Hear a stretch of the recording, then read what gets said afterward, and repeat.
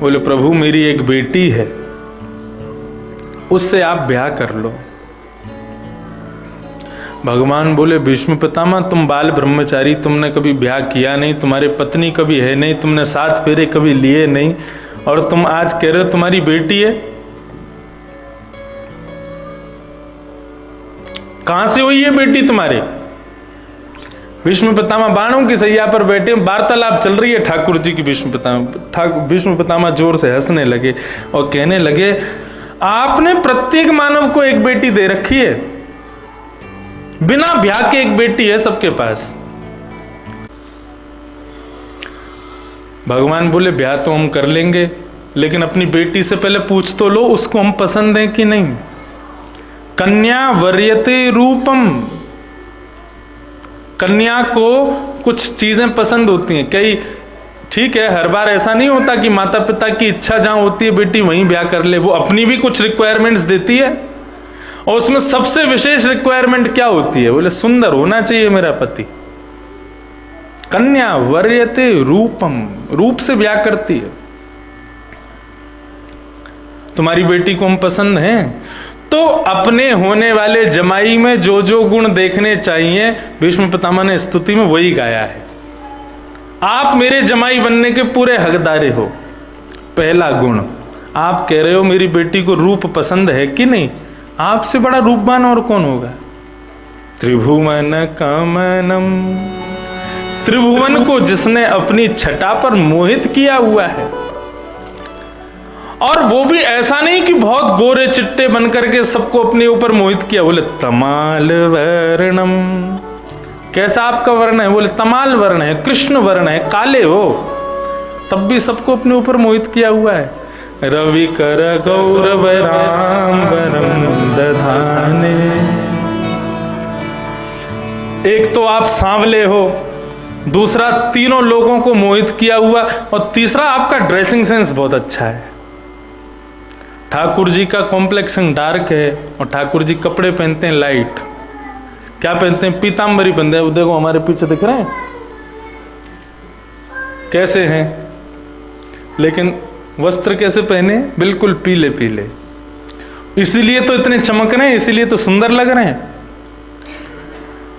जिस व्यक्ति का रंग थोड़ा गहरा हो ना, उसको ज्यादा गहरे रंग के कपड़े नहीं पहनने चाहिए, और जिस व्यक्ति का रंग थोड़ा सा खिला हुआ हो, थोड़ा सा गोरा हो, उसको गहरे रंग पहनने चाहिए। नहीं तो महाराज कभी रात्रि में काले कपड़े पहन के कोई काला व्यक्ति निकल जाए तो दिखेगा ही नहीं फिर अंधेरे में। एक बार कहीं सुना था मैंने, एक भोजन के बाद में एक कन्या घूम रही थी अपनी गली में, तो उसकी पड़ोसन निकल के आई, उसने कहा बोले अकेली घूम रही हो, कोई है नहीं साथ में? बोले अरे तुम्हारे जीजा जी है ना। बोले कहाँ है? तभी जीजा जी मुस्कुराए तो उनके दांत दिख गए। बोले अच्छा आप हो साथ में? क्यों नहीं दिख रहे? तो बोले काली जैकेट पहन रखी थी इसलिए नहीं दिख रहे। हमारे ठाकुर जी कैसे? बोले सांवले हैं। रंग कैसा है? केसर तिलकम कृष्ण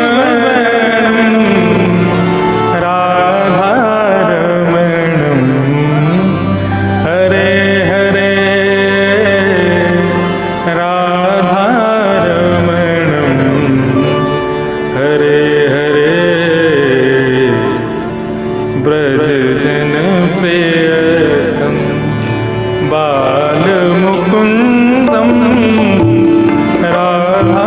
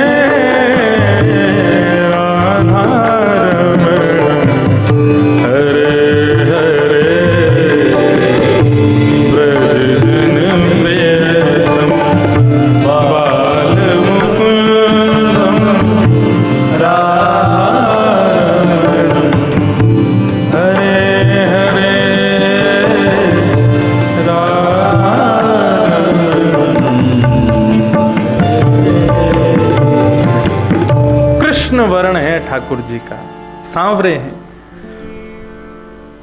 तभी तो उनको सब चीज पीली पीली पसंद है। तिलक भी केसर का करते हैं, क्यों? ताकि दिखे तो, कोई और रंग का करें दिखेगा ही नहीं, इसलिए कृष्ण वर्ण। भीष्म पितामह कह रहे हैं, बोले एक तो आप सांवले, दूसरा ड्रेस भी आपकी इतनी अच्छी, बोले रवि कर गौर वराम्बरम दधाने, कैसे वस्त्र पहनते हो? बोले पीताम्बरी पहनते हो। तो महाराज जब निकलते हो ना तो तीनों भुवन आपके ऊपर नतमस्तक हो जाता है, न्योछावर हो जाता है आपके स्वरूप पर। मेरी बेटी को पसंद नहीं हो? बहुत पसंद हो, स्वरूप है आपके पास। भगवान बोले स्वरूप देख करके जमाई नहीं देखना चाहिए, और भी कुछ गुण देखने चाहिए। केवल रूपवान है ऐसा देख के अपनी बेटी दे दी तो गलती करोगे, और भी चीजें देखो। बोले क्या देखना चाहिए? बोले दूसरा शौर्य देखना चाहिए, मेरी बेटी के कल की रक्षा करेगा कि नहीं करेगा, ऐसा जमाई होना चाहिए। मेरे अंदर शौर्य क्या देखा आपने? भीष्म पितामह कहते हैं गिनाऊं शौर्य? बोले गिनाओ। भीष्म पितामह कहते हैं आपके अंदर शौर्य कैसा? बोले युधितुर गरजो विधुम्न विश्व क्वचलुलित श्रमवार्य अलंकृताश्चे मम निशित शरीर विविद्यमान त्वचिविल सत्कवचेस्तु कृष्ण आत्मा। आपका शौर्य कैसा है? बोले और तो छोड़ो, आप जिसके सारथी बने उस अर्जुन को 18 दिन के महाभारत युद्ध में एक बाण स्पर्श नहीं कर पाया, ऐसा सारथी जिसको मिल जाएगा वो तो जीवन भर के लिए सुरक्षित है। बड़े बड़े योद्धा भी महाराज महाभारत युद्ध में अर्जुन का स्पर्श नहीं कर पाए, क्यों? क्योंकि आप इतनी द्रुत गति से रथ को घुमाते थे कि बाण स्पर्श ही नहीं कर पाते थे। आप मेरे अर्जुन के रक्षक बन के बैठे, इसलिए अर्जुन जीवित बच गया। आप यदि मेरी बेटी के रक्षक बन जाओगे, पति बन जाओगे, तो खूब रक्षा करोगे, शौर्यवान हो, स्वरूपवान हो, शौर्यवान हो। भगवान बोले अच्छा, केवल स्वरूप और शौर्य नहीं देखा जाता, स्वभाव भी अच्छा होना चाहिए दूल्हे का। कल को बुआ आएगी, फूफा आएंगे, ताऊ जी ताई जी सबको प्रणाम करने वाला वो नहीं है सीना चौड़ के खड़ा रहे, स्वभाव अच्छा होना चाहिए। भीष्म पितामह कहने आपसे बड़ा स्वभाव किसका होगा? बोले क्यों? बोले स्थितवती परसई निकायु रक्षणा हितवती पार्थ सखे रतिर ममास्तु। पार्थ अर्जुन आपका स्वामी है कि सेवक है? बोले है तो सेवक ही, दास कहता है अपने आप को मेरा। तो बोले स्वामी अपने सेवक को आज्ञा करता है कि गाड़ी निकालो, रथ निकालो, मुझे बैठा के ले चलो, लेकिन महाभारत युद्ध में क्या हुआ? बोले अर्जुन आपको कहता है सेनयोर भयोर मध्य रथम स्थापयमिच्युता, ए अर्जुन मेरे हे केशव मेरे रथ को लेकर के आओ और मुझे लेकर के चलो। आप तुरंत दास बन करके और जिस प्रकार दासत्व ग्रहण करके उसके रथ के सारथी बन गए, स्वामी होते हुए। कहते हैं ना भूल गए ठकुराई प्रेम के वश अर्जुन रथ हांक्यों, भूल गए ठकुराई सबसे ऊंची प्रेम सगाई। आप जैसा स्वभाव वाला और कौन मिलेगा जो अपने सेवक की आज्ञा को स्वामी की तरह पालन करता है, स्वरूपवान हो, शौर्यवान हो, स्वभाववान हो। और गिनवाओ। बोले समझदार होना चाहिए। बोले आपसे बड़ी समझदारी क्या होगी? अर्जुन धनुष बाण छोड़ रहा था अपने, लेकिन आपने गीता का ज्ञान दिया, पुनः धनुष बाण उठा के चलाने लगा। बोले इससे बड़ा समझदार कौन होगा? स्वरूपवान हो, शौर्यवान हो, स्वभाववान हो, समझदार हो। और पांचवा गुण मैंने क्या देखा?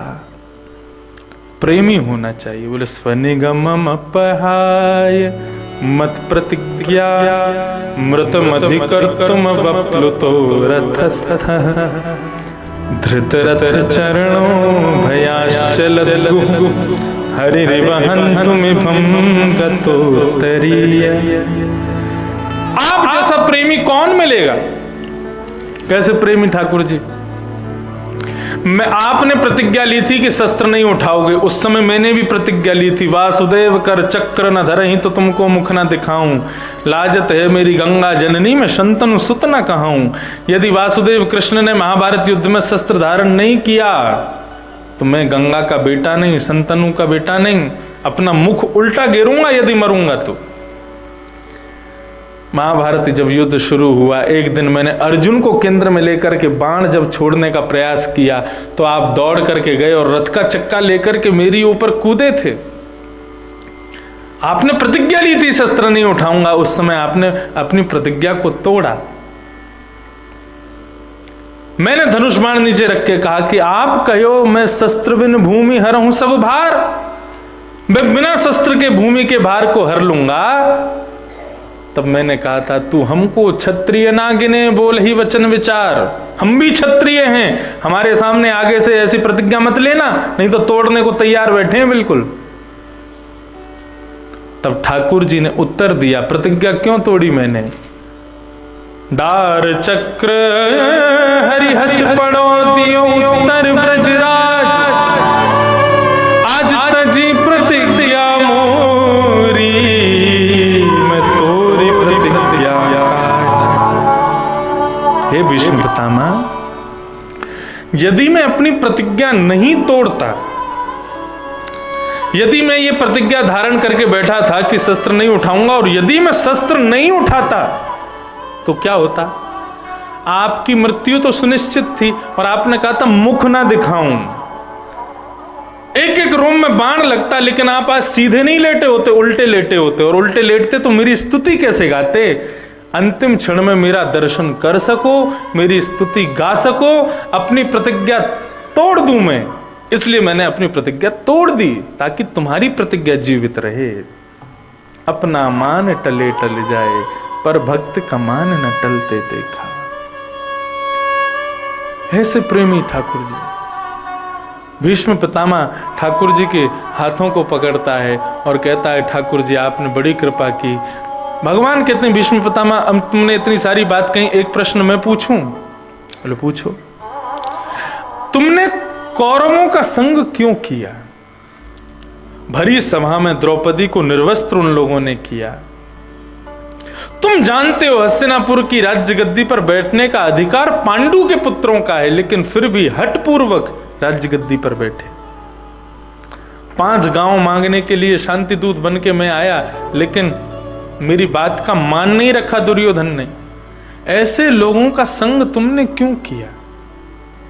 भगवान पूछ रहे हैं भीष्म पितामह से। भीष्म पितामह कह रहे हैं, उत्तर सुनकर के आप चौंक मत जाना। बोले नहीं चौंकूंगा, बताओ।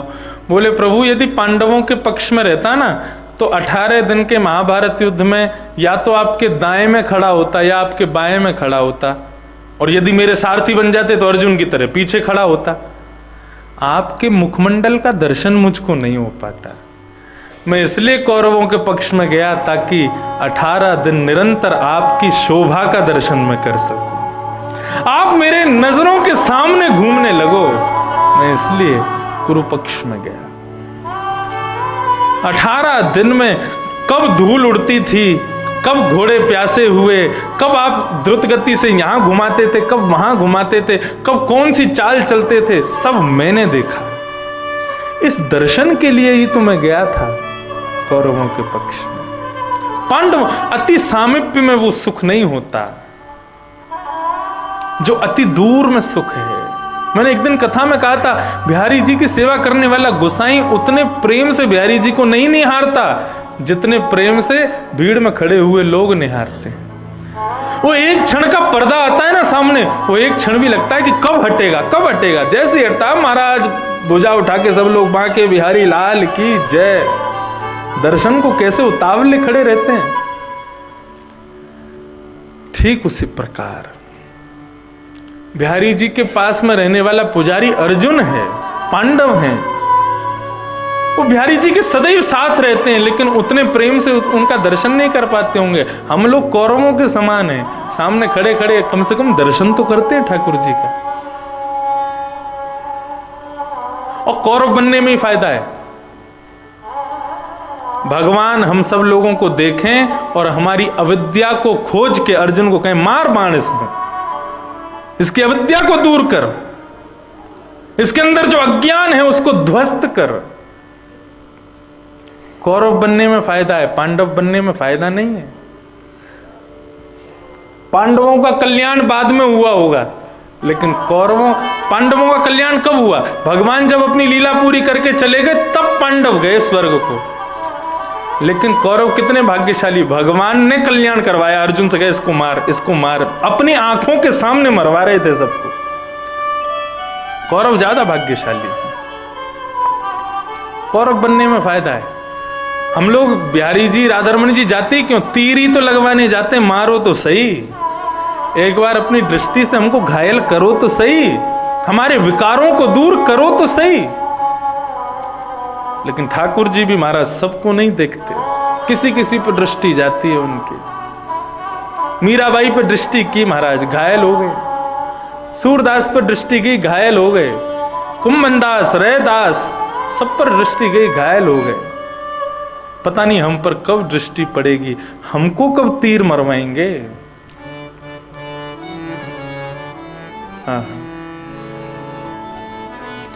भीष्म पितामह ने भगवान की स्तुति गाई और स्तुति गाते हुए अंत में भीष्म पितामह ने ब्रज का स्तवन किया, ब्रज को स्मरण किया। अपनी स्तुति में ब्रज का स्मरण करते हुए भीष्म पितामह ने अपने प्राणों का परित्याग कर दिया। ये मति सबकी बेटी है।